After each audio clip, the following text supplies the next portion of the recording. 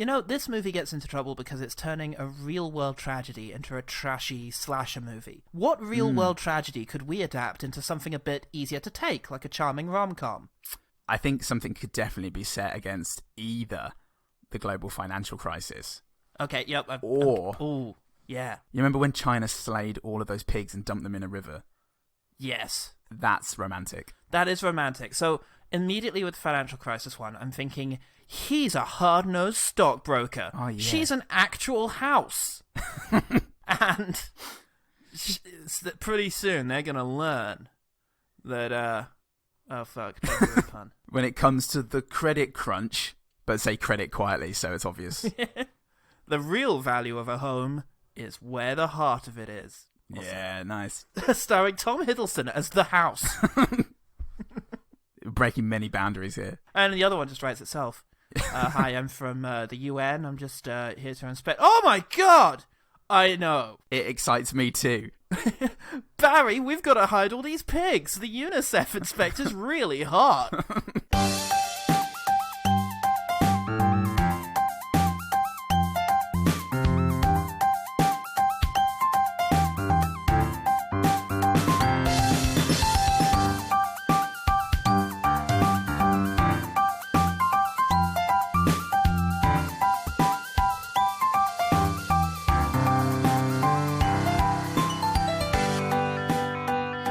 Hello and welcome to One Good Thing, the podcast that no amount of alternate realities can save. Oh, did cross my fingers. I'm Paul Sebring. I spent $10 on this thing.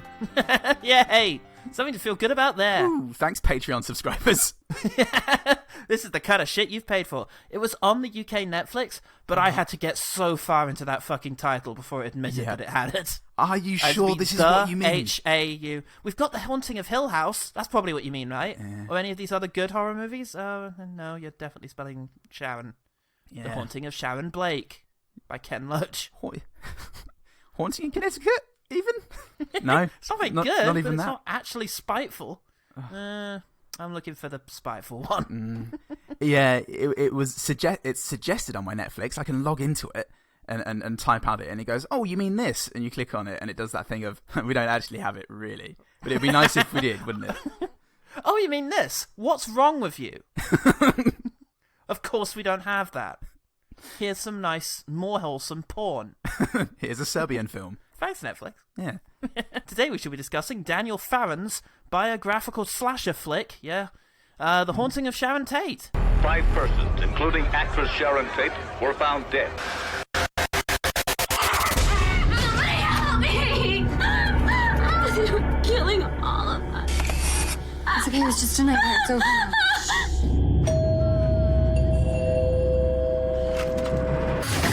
This person, these people, they're a threat to my safety and to the safety of my baby. Great. The film is the lesser-known genre reimagining of the murders of Tate. Tate Murders. Great. Yeah, I was very awake. I don't know if you've met Tate Murders, but really, I don't know what she expected. Oh, God, I don't know how she thought she was going to get away with it. I'm Tate Murders. And I did Tate Murderson. God almighty. Yeah, and it's the first of 2 exploitative true crime films made by Daniel Farron's in 2019. Oh, the other good. being The Murder of Nicole Simpson Brown, which is our next episode on Patreon. Fuck off. This is over. Shut it down, boys. Boys? Where are boys? Where's the boy? Where's our Patreon boy gone? Our good Patreon boy. Boy! Yes, sir. Oh, dear. That's a different vibe than I was hoping for. Got to stop making him live in our chimney, especially because Australian apartments tend not to have them. Yeah, it's a metaphorical chimney of the soul. My butt. It is your butt, the dark chimney of the soul. Which is the name of your forthcoming autobiography. The Dark Chimney of the Soul, with brackets, which means my butt, in which the Patreon boy lives. No one's going to buy this. I will, sir. Of course you will. Get up there. Shut up. Where are you going to put it? My butt? No. You've already got enough stuff up there. Been through this. I've only got room for one malnourished boy. You should only keep... And I've insisted to him that he only keep the things in my butt that fill him with joy. So, critics reacted to the film as if it were highly inappropriate. Luke Whiston at theshiznet.co.uk, who is a top critic, I'll have you know, says, it's a shame spiral all the way to the bottom of the barrel. you can make your own helter-skelter jokes. So there you go, Paul. Go for it. Top critic Luke Whiston at theshiznet.biz says you're good to go. Oh, okay, sweet. How many helter-skelters does it take to change a Manson family killing? I don't know. How many helter-skelters does it take to change a Manson family killing? And you can fill that in at home, listeners. Hadn't thought that through. Make sure you send your replies to @LukeWhiston @theshiznet.co.uk. He's very eager for responses. Might as well just add the surviving members of the Tate family while you're at it. They love all this stuff. Tag them in. They can't wait. The public reacted to this film as if it didn't actually need to happen. The top-rated critical review of this film on Amazon.com Okay, I see what I did there. The top-rated critical review of this film on Amazon.com's care of Amazon Anne Erioff Reviews, who expounds, it's all a bit Cloverfield, i.e. a newfound footage way of subliminal filming and subjective activism in favour of that what Hollywood stands for. It's designed to be believable, so that the Charles Manson types that come along in the future are never heard of or taken seriously as leaders or cult leaders. Thank you! I enjoy the thank you at the end. I don't know if it's for listening or for having made the film, or just a general thank you for the gratitude that Anne Erioff feels for being alive. Maybe they were brought up, back in the good old days where you had to thank somebody for something. And you got to thank somebody for the internet, haven't you?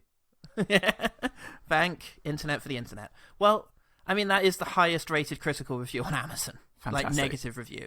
Yeah, okay. So, it really sums up all of the problems I feel. Our job is done here.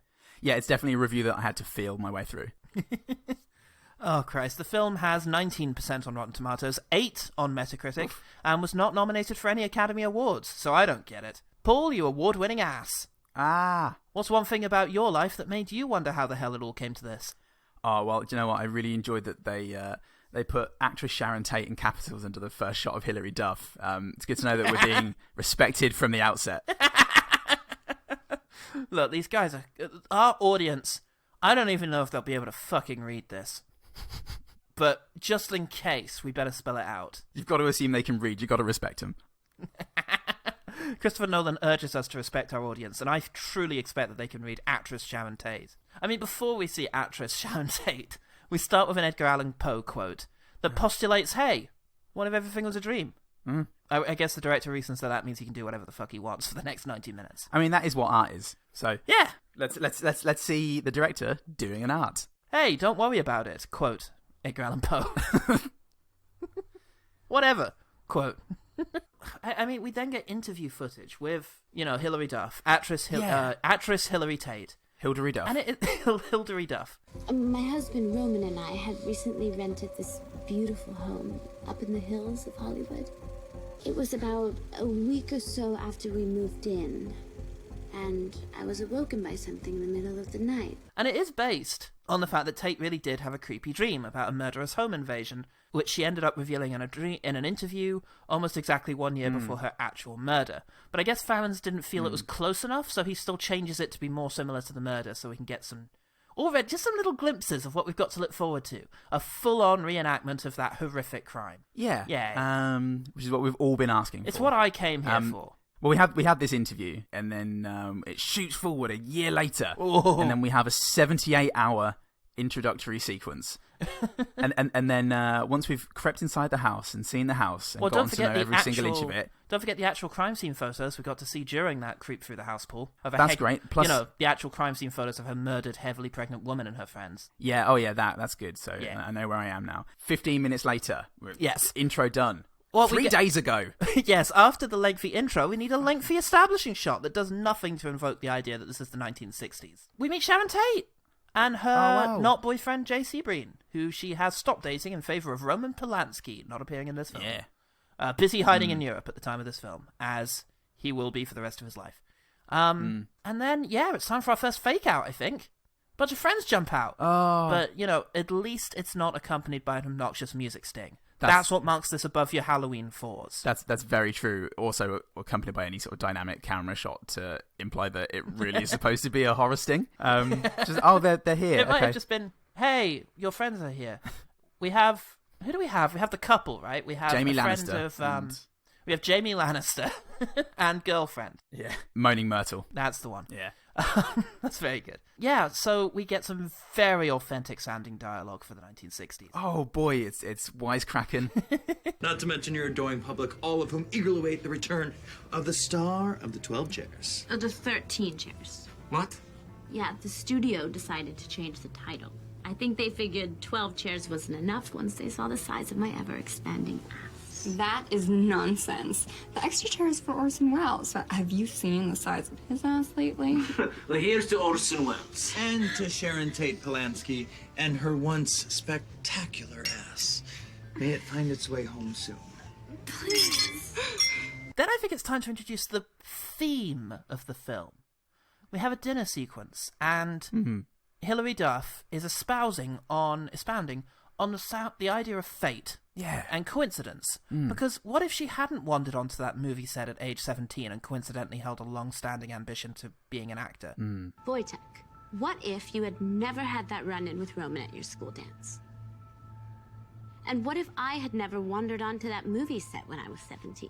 I mean, I had always dreamed of being an actress, but what if I hadn't have been at that exact place on that exact day?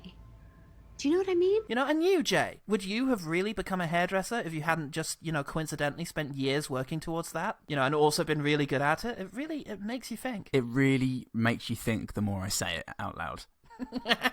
The further I go, the more you think, and I think it's just me scrambling for a point. But I am thinking, and I'm definitely awake. Isn't it true? The more you think about it, the more you think about it. And actually, I like to think that I'm thinking about it quite a lot right now. So aren't you all thinking about it, this thing that I'm thinking about?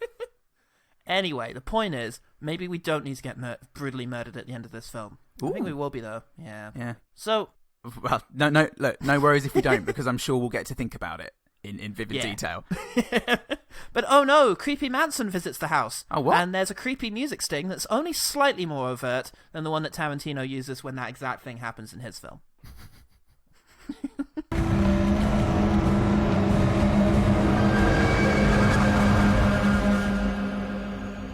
Well,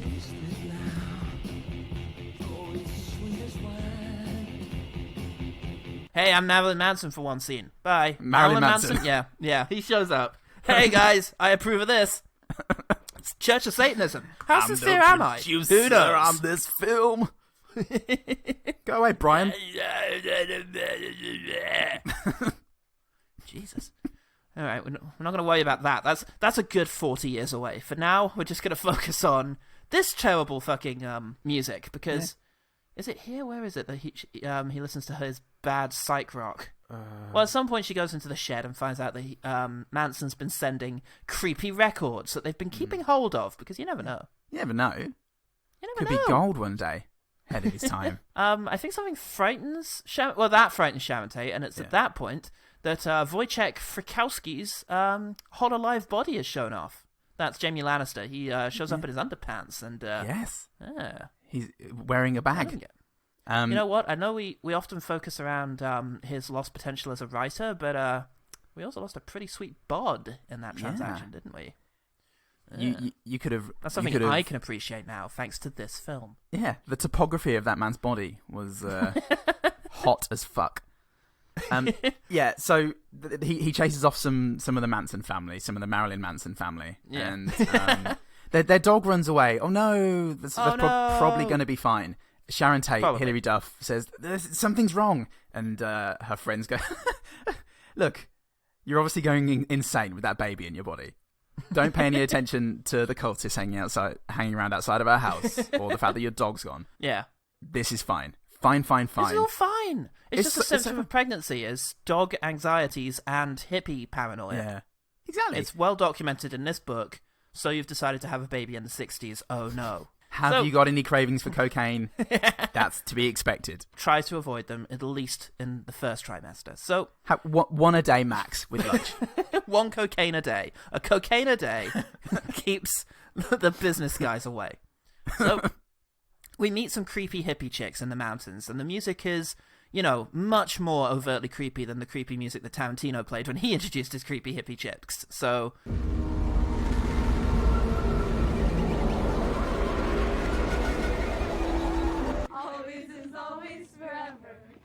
As long as one is one, inside yourself or your father. All is one, all is one, all is one. Yeah. I definitely feel good about that. For me, it's an unintentionally great pan out where they're walking past in slow motion, sneering at Hilary Duff and her friend Moaning Myrtle, with this kind of hand, and it pans out, and the girls then just walk past them at normal speed, past them a half-second's glance before heading off on their way. But maybe it's in Hilary Duff's head. Maybe there is no Manson family. We, the audience, don't know. Through an assortment of jump cuts, we reveal that Tate's dog has been murdered. Oh no, this didn't happen in real life. No! Oh, no way. Oh. What about the family members of that dog? It's very insensitive. Who've survived today. I mean, what about that it dog is. who probably did also survive? I think Sharon Tate had a dog. I think I read some account that it might have been around, but just bad. It was a bad dog. It wasn't very good. Well, you know, it's the true way you know people are evil, is that they kill a dog. Yeah. You kill a whole room full of people in very vivid, bloody ways. That's fine, actually. Well, all okay for John Wick to kill literally whoever. Yeah. Because, well, two reasons. One, because his lovely dog died, and two, it's just Keanu Reeves. And you would. Yeah. He could actually do that in real life. And I feel like most people would be okay with it. Hey, look, as a guy walks down my street... Someone's stealing lemons again. No, but he's holding a very small dog under his arm. How distressing. That's horrible. I'm so sorry. I just think, you know, we would do anything for a dog or Keanu Reeves. Basically, I'd carry a Keanu Reeves under my arm. Imagine if Keanu Reeves was small enough that I could carry him under my arm. Yay! He would be in his little suit. Oh. Put me down now. Come on, you like it, Keanu. It's true, I do. But I have to think about my reputation. Was a little carry boy. I would really love it if the guy stealing lemons could just be like a regular feature on this thing of just, oh fuck it, there he goes again. Yeah, look, I can't remember what he looks like, so the man will turn up again to steal lemons. This is fine. You should have memorized his face, that lemon thief. Who knows what he's capable of? Oh, I'll do it next time. Sharon Tate has one of those wonderful, slow horror movie wander around a house that's empty. Everyone loves those. I, as a horror fan, absolutely fucking adore nothing more than a character slowly walking around a house when there's obviously nothing interesting to find or happen. Mm-hmm. Then she finds some of Manson's bad psych rock and freaks right the fuck out. Yeah. But in a bad way, you know? It's not a good freak. It's not good freak. She's being hysterical, actually. Jamie Lannister and Moaning Myrtle are back on the case. Look, magnesium levels are kind of low when you're pregnant, so I can understand that you think that a crazy cultist is coming after you. What about my dog? Oh, look. And it just cuts to the next scene. In which Sebring looks awkward in some underwear, and they talk about destiny. Yeah. Yeah. Very, very seamlessly. It's very well seamlessly brought up. Excellent. He looks very comfortable to be in that underwear. And, she asked, do you suppose this movie has to include our violent murders? Yeah, the director isn't really interested in doing anything more inventive. Oh, that's a shame. Yeah. All right, well, let's have those murders then, because it's time for Tate to have a dream. And, pretty much shows how it happened in real life. And I had to go away and read up about the real murders again so I could say that last sentence. Yay for me. Love that. Yeah, it was pretty much how it happened in real life. I think the article I read was Jay Sebring didn't get stabbed quite so many times as he did in the film. It was 4 times. Oh, fuck it, was it really? Because I know they shot him and then stabbed him, but he gets a right old stab-a-thon. Complete with CGI blood spurts, slow motion, and extreme close-ups of knife penetration. Fantastic. Yeah, it's really great, actually. It's very sensitive. The worst, do you know the worst thing about that scene for me, though, Paul? Was the fact that I didn't realise it was a dream until she woke up at the end of it, and I realised that it wasn't the fucking third act already. That was the biggest piss-off. It turns out it was all a dream. Was me having to watch it a dream too? Nope, that happened. So this Sharon Tate is way more aware than the real Sharon Tate was. He didn't have any of these warning signs. And so she buys a gun and goes to a friend's house or to stay with family. And oh no, she's just going to hang out by the pool a bit more. Yeah. Yeah. Yeah. Well, she is pregnant, Paul. She's clearly hysterical. Oh, well, there you go. Magnesium. Yeah. At this point, you do get an insight into just how magnesium-starved she is. Or drunk. Because, she's really paranoid and crazy, and she goes up to a guy that she didn't trust earlier, and she smiles and asks for a tour of his creepy van apartment. Yeah? I've always loved taking things apart, he says, smiling menacingly. Oh, great, says Hilary Duff. I thought he was the cutest guy in the whole film. Ah, I love Stephen. I was very frightened of him. This explains so much. Like that time you said, "Look at this cute cat." Just holding a fire. Put him down, mate. He's jumpy today. Yeah. Creepy cute guy. He solves the fucking Rubicon, Paul. He realizes that Charles Manson, solves it, does he? The genius, oh fuck, how did he do this? He recorded himself saying Helter Skelter backwards into his bad psych rock. Yeah. That's very clever, he says. Someone went to a lot of trouble to make this. He recorded himself backwards. How? How does such a person do that? I don't know. Very I'm clever, a genius. Very I've clever. never heard of such a thing until now. But why do it? Duff reasonably asks. It's a subliminal message, Creepy Guy says, to the mid-distance, pacing around his trailer like fucking Jim Garrison in his prime. Yeah. Tell us more about these subliminal messages. I've never heard of such a thing. Oh, they use it in advertising to sell you stuff you don't need. Well, like advertising. Yeah, but better. But you don't notice it in the advertising. That's what's so sneaky, is they sneak advertising into the advertising. So you're just sat there watching some advertising, and you don't even realise that you're being advertised to. Wow. So when I'm watching an advert about toasters, I'm thinking, yeah, exactly. Toasters. You see, what you don't realise is, and what it's actually quite revealing what you just said there, is that you just said toasters. So... Oh, shit, it worked! I was thinking about toasters. Fuck me. It's a conspiracy. Anyway, time for another dream sequence. Well, just he gives a lecture about consumerism, which is treated as this big revelation. And it really sounds like a Manson lecture. Personally, I think it's all part of a plot created by the government to turn us all into conformists, to keep us from questioning what's really going on with the man, to keep us from thinking for ourselves. Think about it. If they keep us in the dark, they control everything. We become a society of mindless, consumerist robots left to roam the wastelands of their artificially constructed purgatory. Well, yeah, at this stage I thought, oh, is he a cultist? Yeah! I was like, oh, hang on, is he in on it in this crazy, fucked up world? Is the director? It's the director. Hang on a minute, and then his not beard falls off and reveals Marilyn Manson underneath. Wait a minute, that's impossible. It's like Papa Lazarou wiping off his white face paint and revealing the black. I mean, Charlie calls up. Oh, that's yeah, it. Yeah, Charlie phones up exactly as the speech reaches its denouement, to overtly warn them that he's about to attack them. So later that night, after she didn't leave immediately, we find Duff is packing, and there's a jump scare. Oh, what? And there's another premonition about the murders. I really hope the movie's going to make it clear when this is actually happening, because this is the fucking second time I've been psyched out by this. I mean, isn't this the final... Yeah, we're there. Yeah, well... the family, they arrive this time. After that dream sequence, they actually show up and walk like zombies through the gate that they went around in real life. Yeah. And...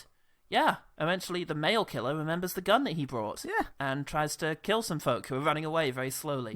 But hey, let's experience the first 2/3 of that murder sequence again, please.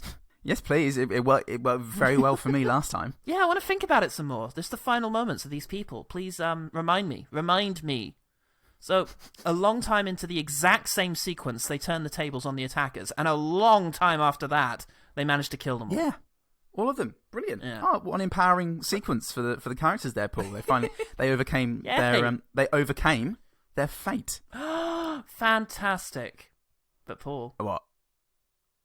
I got a surprise. Oh, what? It's not like your birthday again, is it? It is like my birthday because those fuckers didn't survive shit. Oh, what? There they are, all dead on the floor, All dead. to be viewed. Brilliant. She was powerless all along in every reality you can think of. Oh, great. There's Hilary Duff still alive, though, looking at them and going, oh, it couldn't do fate after all. Et tu, fate, quote Edgar Allan Poe. Fatus. Fate to black. And that's the end of your fucking movie. So, Paul, what did you think of The Haunting of Sharon Fate? Oh, that's very good. Look at you. Hey, everyone. This guy. Hey, guy stealing those lemons. Hey! I've seen your face, you cunt. Look at this. Look at my mate. His face was an actual lemon. What's happening? You know when your mum says, you go on stealing lemons like that, you'll become a lemon. She meant literally because she's a voodoo witch. She meant literally because he cut your head off and put a lemon on it. She was Ari Aster, director of Hereditary. And I love her. And I hate this film, Paul. Yeah, fuck this. Look, this is going to be in my bottom 10. Easily. For a number of reasons. One, it's just complete dearth of creativity in there. The script is awful. The directing is lifeless. The performances are wooden, and none of it ever inches over into comedy. It never becomes so bad it's good. There's never. No, never. There are two moments of unintentional comedy for me. Which was the crazy scratch cutting to different bits of the dog over and over again as it was crawling with maggots and Hilary Duff going, no, oh no. Just, it's a very dark place. And then when it cuts to her later sitting and stroking the dog Teddy and being upset because her dog died. I wanted to be sad, but it just ridiculous. So I guess that means it's just very false and very phony. All the sad moments it's trying to play for sadness and pull at the heartstrings so that you feel more when the really horrific murders happen. Really fucking horrible murders, because that's the thing. Even without the real world implications of this, it's just a bad slasher movie with rubbish tension and mean-spirited violence. It's like the home invasion movies of the late noughties and the early 10s. Everything that came after like Them. Like The Strangers and all the rest of it, where it's not camp anymore. Yeah. So unless it's effective, it's just boring and gruesome. And it can't, if you do like the campy slasher movies of the 1980s badly, at least it can still be fun. There's nothing fun about these. It's also, it's just annoyingly made. I hated the shaky cam during conversations. Yeah. Like intense close-ups and shaky cam. It's an ugly movie. The color aesthetic is orange. It felt so garish, and when you add to the fact that there are just so many small details, like I couldn't take my eyes off of whoever wasn't speaking in each scene because they were just looking around nervously waiting for their turn to deliver their lines, and like the outrageous hateful expressions of the killers, like they're sneering cartoon villains. It was just the most outrageous approach you could have taken to this event. And we're still not even talking about the insensitivity of it. And it had pretensions to being a documentary at times. And, with the actress Sharon Tate at the beginning and trying to play it off as if there are there's this element of truth to it. It's one of those issues where it would have just been so much more interesting and as grisly as a documentary. And if when you're trying to then ramp it up and say, no, look, it's really grisly. Look, ugh, isn't it horrible? Yeah. With the CGI blood just feeling so over the top and just but also weightless. It just and making us experience the crimes again and again with the same horrible dialogue that was actually said to these people. It says nothing interesting about the murders, why they happened, or what they meant, or about Sharon Tate and who she was or who she could have been. At least in Once Upon a Time in Hollywood, we get to see her outside of the context of her death. Which really has eclipsed her life in most media. It's kind of I've gone back and forth on this, but I'm actually at the point now where I kind of like Sharon Tate's role in Once Upon a Time in Hollywood as being entirely removed from the action of the film, because ultimately being removed from the Sharon Tate murders was the opportunity she didn't get to have in real life. Well, it's kind of nice that this film separates her from it. Yeah, that's exactly that film. That's not exactly this film. Yeah. But also Once Upon a Time in Hollywood. Yeah, that's exactly what I thought about it as well. And I've never actually had a problem with it. And do you want? We can get in. We're going to get into this later. Bit, yeah. Or are we we'll get into it in now? a little bit. Yeah. Okay, cool. Back to this film for now. There are just so many elements. It's just such a cruel film. Yeah, I think. Like all the stuff at the beginning when they're on, they're sitting around drinking wine and they're playing that game with the marble running around that board. Yeah. And it's letters and then a no. Yeah. And wherever the ball lands, that's what it is. And you have her going, "Will I live a long and happy life?" And then the marble falls on the no. It's just get fucked. What are you trying to convey? What are you trying to get across with that? Is this the fate thing? But if it is, then why do you have to be such a dick about it? If this real person, they weren't. When you're watching Schindler's List, you don't have a Jew come up to the front of the camera and go, "What's next? Ghettos?" Yeah. God, I sure hope that the suffering for the Jews is over. It's these weird sort of comedic, sort of dramatic tension moments that are just really insensitive and just really crass. It's I don't know. For me, cheap. It does feel... It's not a word I like to use very often, but it does feel to me exploitative. And when I say exploitative, I mean that the filmmaker is saying, ugh, come look at this. Yeah. That's what I got from, like, the exactly. marketing for Glenn or Glenda, you know? Where it's like, come look at this. So all those... Remember those old Channel 5 documentaries that were like, the girl with a boy for a face? Just not, you know, trying to be sort of... It's been very hard for us, actually, and it's been really difficult, but it's still very much, come look at them.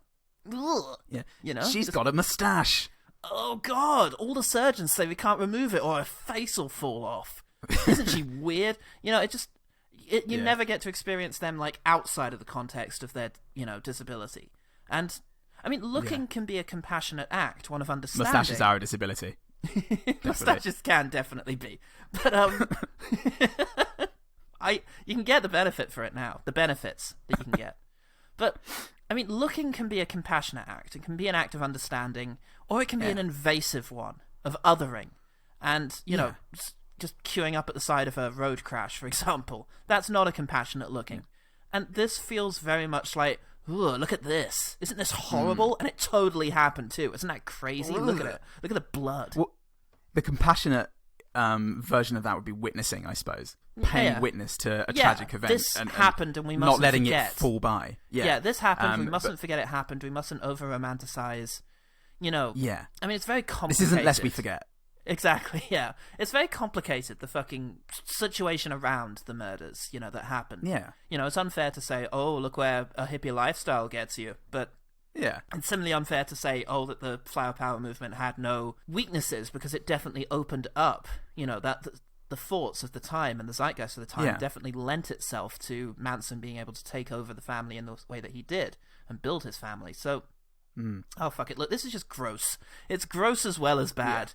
You have to justify yourself, I think, with this. If you're going to stir up the memory of a real-world tragedy, you have to be doing it for a reason. And this movie pretends to have a reason, pertaining to fate or something, I don't really know, but really just wanting to capitalize on the fact that last year was the anniversary, and probably also the Tarantino movie that, you know, it... I mean, because I mean, what does fate specifically have to do with Sharon Tate? You could have written any murder story where somebody talks about this. And about exploring, like, escaping your own murder. It doesn't have to be Sharon Tate, and that's you could the make other one thing, about the fact that Seth MacFarlane avoided being in 9/11. Yeah, make that movie instead.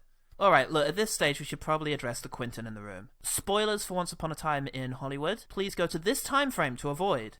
Go to 43 minutes. We're going to talk about this for 10 minutes. So fucking obviously, holy shit, oh my god, holy fuck, Once Upon a Time in Hollywood is a better film than this. Jesus Christ. Yeah, I mean, this would be my one better thing. No. It's a good film. What I'm curious about is that all it needs to make its invocation of the Tate Murders okay? The fact that that's a good film. Because in some respects they are quite similar. Both films have the spectre of the Tate Murders hanging over them, albeit way more subtly in what I'm going to refer to as Uati. Fair. Rather than Fost. Yeah. Fost is, the more awkwardly you can pronounce it, the better. Fost has this constant unpleasant sort of dramatic sting, dramatic irony, you know. Boy, I can't wait to be alive this time tomorrow. Yeah. Kind of, you know, shittiness to it. Whereas if you didn't know about the Tate Murders in Uati, then, you know, you wouldn't know, and you wouldn't have that feeling of tension apart from that rather silly sequence where, I mean, it's a fun sequence, but also quite silly, where fucking Brad Pitt goes to the ranch and it turns into Seven for a bit. Yeah. It's an effective sequence, but definitely... I mean, that's the closest that film gets to this one, I think. That's the only little bit of overlap is where it turns into a slightly cheesy horror movie because he goes to visit the Manson family. Yeah. I think it still manages to... It, like, kisses on the subject of it rather than turning around and being like, boy, you guys sure seem like a family. Eh? Of Mansons. Wink, wink, wink, wink, wink. So, I mean, both films do have a subversion of the murders. One in which the victims themselves gain the upper hands over the murderers, only it's a dream.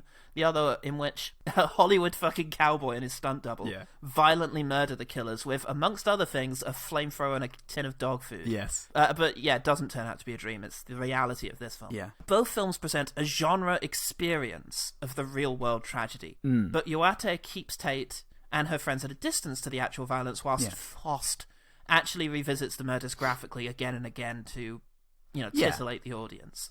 Well, I think with Owate, there's sorry, excuse me. with that sounds very Native American. I'm very fond of it. There is Owate.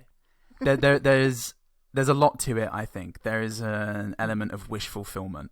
There's, I think, yes, definitely. the relief to find out that it's being completely subverted. Like the relief in the audience in the theater I was in. Yeah. It was palpable. People were laughing and cheering, and I'm not that kind of person who vocalizes by cheering, but I felt the same relief. And then what it came across to me as is this fairy tale ending for Sharon Tate, the ending that obviously people collectively wish that she could have had. Yeah. The film felt not only as like a compassionate a compassionate story about Sharon Tate, but it felt like an ode to Hollywood, and this sort of, it was just a manifestation of this collective wish that the world would be slightly less shitty than it is. And I think the intentions were good, and especially when you compare it to something like The Hateful Eight, when it for me, I really dislike the second half of that movie because it just dispenses with character, and it feels like there's no point to it. Inglourious Bastards feels like there's a point to it, but, it's Hitler, and it's like cinematic revenge. Yes, that's the thing. Is in interviews, Tarantino makes this big distinction between the joys of movie violence and the horror of real world violence. Yeah. But in both Iwate and in Fost, movie violence is used to fix the real world violence, as it did in Inglourious Basterds and Django, in which, a bunch of Jewish soldiers machine gun Hitler to death, and a ex-slave blows up a plantation house. Yeah. And the result can sometimes feel a bit awkward. Arguably this is Tarantino's definitive word on violence in movies, because what he's kind of saying is, hey, if the violence in my movies was an analogue of real world violence, then things would turn out like this. There'd always be a good guy waiting to save the day. In Fost, it's more than just, it's more just, let's revisit this tragedy through the medium of movie violence with jump cuts and crash zooms et al. Yeah. And that feels more fucked up, because there is more to it than just the relief, because I remember when I first found out about the details of the Tate murders, I viscerally remember sitting and reading about it, and the ensuing trials, and the way the Manson family behaved in the trials, and some of the things they said afterwards, and it made me very sad and very angry. Yeah. I really hated the people who did this, and was actually glad to read that they were denied bail at every opportunity, and that they were likely to all die in prison, one of whom already has. And that, that's the part of me that felt happy at the end of Oate when that happened. Happy, but also kind of weird. Like, I didn't feel good about how good I felt about the graphic deaths at the end of that film, because it's kind of like how I used to feel watching Crime Watch. I don't know if you ever used to watch Crime Watch, but it very much kind of felt like an hour of just, come on, guys, let's all get together and just be angry for an hour. I'd be like, oh, I'd like to have been there with a baseball bat and several months of training and a heavily armed police escort. You just, under those circumstances, you just fucking watch me go, mate. I'll let loose. If they're tied up. I personally feel fine about it, because I feel like there is some distance put between this Hollywood violence, this sort of Hollywood revenge that we're able to take on behalf of Sharon Tate, and an actual real world violence. And I feel like that's it's definitely I think that's what Tarantino goes for. I think so. Having it away from the house helps, just a different geographical space. Some of the lines are the same, but then, we have Brad Pitt kind of making fun of the lines, like... you are... I'm the devil, and I'm here to do the devil's business. No, I was dumber than that. Something like... Rex. Shoot him, Tex! Tex! That is kind of fun, but there is just something a little bit trashy about Oate, though. I'm sure Tarantino's quite happy with that, the fact that it's a little trashy, because it has that lengthy thriller sequence where Pitt goes to the ranch, and also just lately, only since The Hateful Eight, to be honest, it's only The Hateful Eight in this, but that I have been made a little uncomfortable about the way Tarantino is portraying violence against women. And I know we've both said that part of on-screen equality is about women being shot in the face in a John Wick movie, just like everyone else in a John Wick movie. Yeah. But I really dislike the treatment of Daisy Donahue in The Hateful Eight. You know, just the way she's constantly having the shit kicked out of her throughout that entire movie, and the big triumphant ending is her getting strung up by a guy whose crimes include the forced fellatio of a soldier at gunpoint at one stage. And the end... I think they're cheering, or is this triumphant music as they hoist her up, and it's very... So it's just a gleeful and protracted murder of the Manson girls at the end of Tate was kind of similar, and there's always justification. Tarantino always justifies it, but it's weird how the justification is always just a little bit off screen somewhere. You know, in Hateful Eight, we're told Daisy's a bad person, but we don't get to see it. We get to see Samuel Jackson be a bad person, but we don't get to see Daisy. And in this, Brad Pitt killed his wife, which is really weird to just throw in there. And we kind of see something that implies that. I know, because of real-world knowledge, we know that these people went and killed, were intending to kill. But in this movie, they didn't actually do anything. They showed up with a gun and then got viciously beaten to death for a long time. And because we know about the Tate murders, we feel good about that.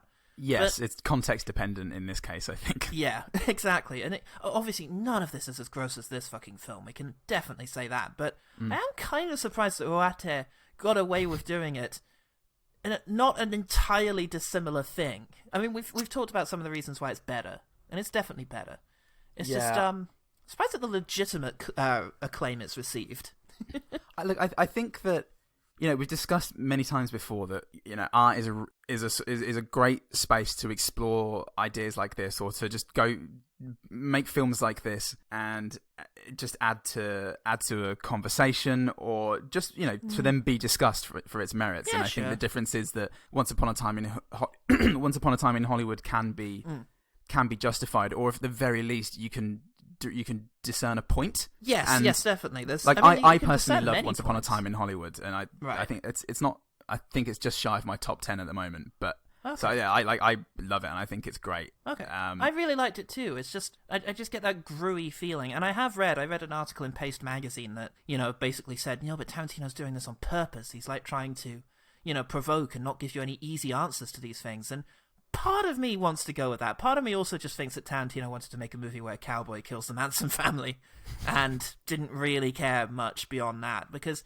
I mean, one thing I read about Tarantino is he is entertainment first, and I do believe that about him. If he needs Bruce Lee to be an asshole in this scene because it suits the plot, then fuck it, let's have Bruce Lee be an asshole. Everything is second to story and entertainment. Yeah. And you do have to respect that, but it does mean that he's never made a movie about real events before, right? I mean, vaguely Hitler, Inglourious Bastards, etc., but never actual events where he has to, because most of the night actually does play out like it did. The dinner and going back, and even the music that what's her name played was based on sheet music that they found at the crime scene. Yeah, so there was a fair amount of detail there. Yeah, right. Oh dear. Well, that made me sad thinking about it. We're way over schedule now, so we should probably okay. go back to it. We should probably quickfire about Host. Welcome back, people who avoided the spoilers. So, to be short, The Haunting of Sharon Tate's a bad movie, but we're going to quickfire some good things about it. So, quickfire. First up, when she looks in the fridge and sees something rotting in there, those maggots were really fucking gross. They sure were. That got a reaction out of me. Didn't like that. The opening track, like the textured ambient music, which was just the wom, wom, wom.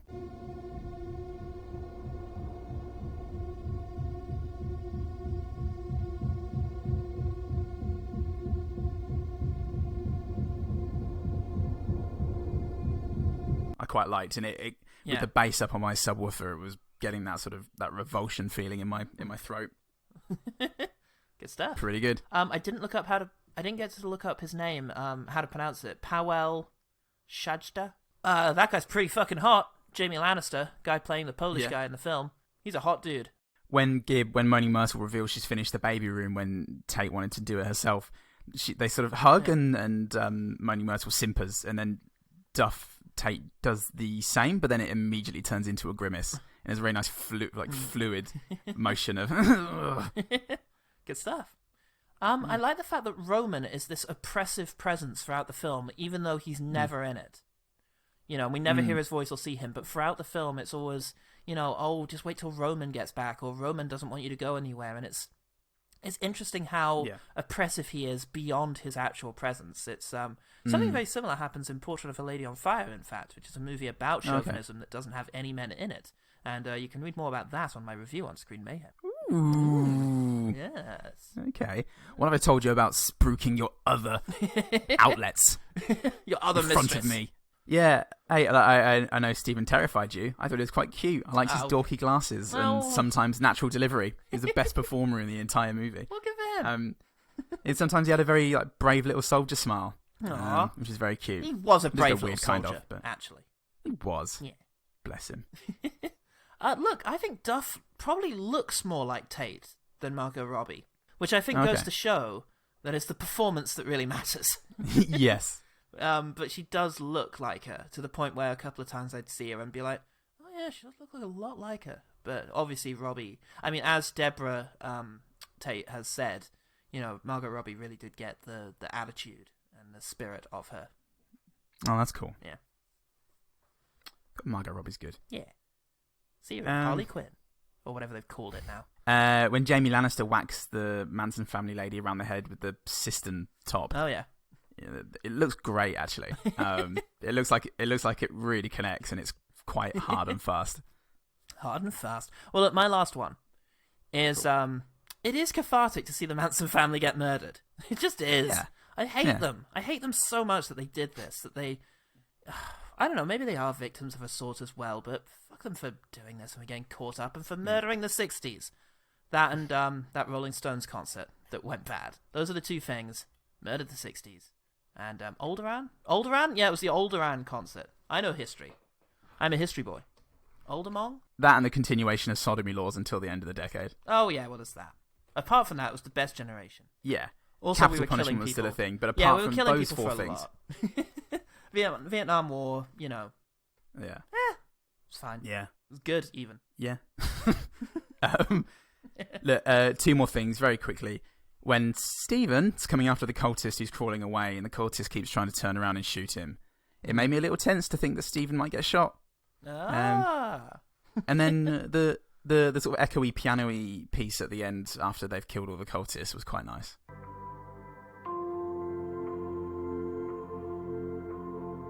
That's it. Cool. Good stuff. It was nice. Yeah. But that's it. As one of the shortest... Yeah, it really was a very short one. Because had. we didn't like this movie or enjoy it. No. It was the Altamont free concert that was the disastrous one. Also, Also, yeah, Vietnam. All the rest. Let's talk about the one better thing. The one better thing.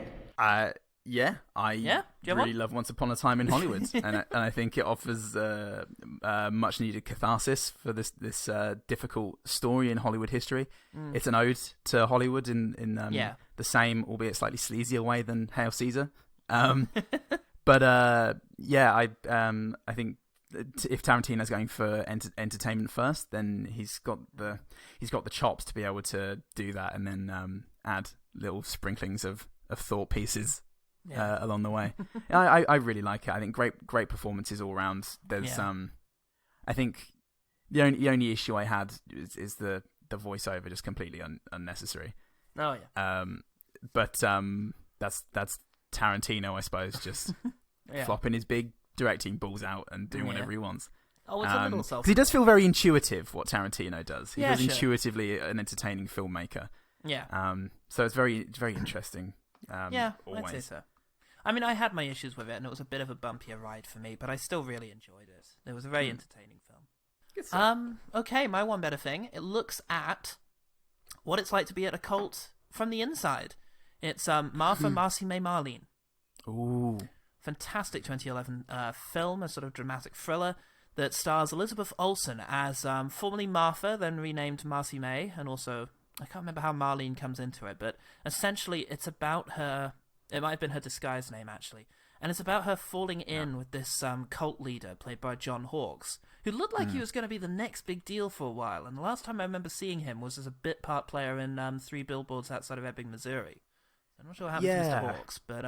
After Deadwood and Marcy Martha Marmalade, then I thought... Marmalade. Yeah. He showed his range there as well. He was very... He was great in Winter's Bone as well. He's very good. Oh, yeah. So, yeah, where are you? Get in touch. Well. Get in touch now. And we'll put you in our movie. But You've also got Hugh Dancy and Sarah Paulson in there, so it's a great cast.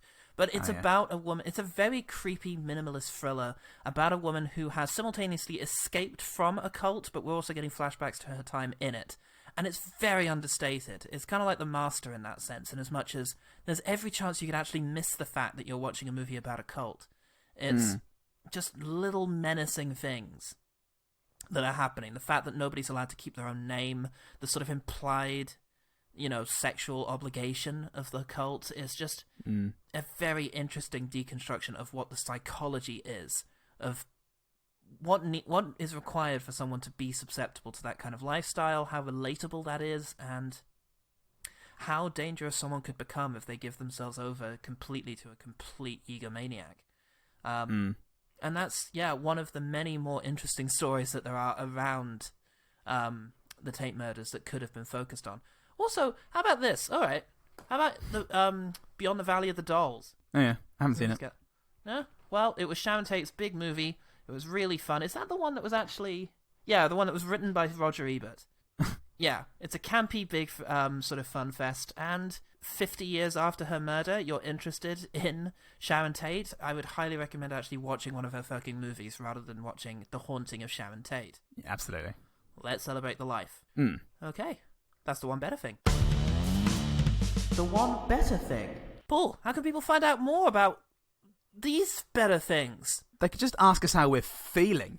They Paul. could. For once. Once in your goddamn lives. Why does it always have to be us who contacts you? Yeah. Call At us. various hours throughout the night with our night terrors. Why do you never stalk us? No, Amanda, I want to tell you again the dreams I've been having. Chimney Boy living in my butt. To hear more stories about the Chimney Boy living in my butt, you can follow us on Twitter and Facebook at ogtpod. You can send us a Gmail about your own boy in the butt at ogtpod@gmail.com. We're on Spotify, we're on iTunes, we're on some other ones, but we're on fire. Got some issues. We also have a Patreon where we've been putting all our really good stuff now. Oh my god. All the dick pics you could ever want. We've been phoning this in and putting up the really juicy stuff on Patreon. I'm so tired. The twist is, it's no better than this. Great twist. Thanks, man.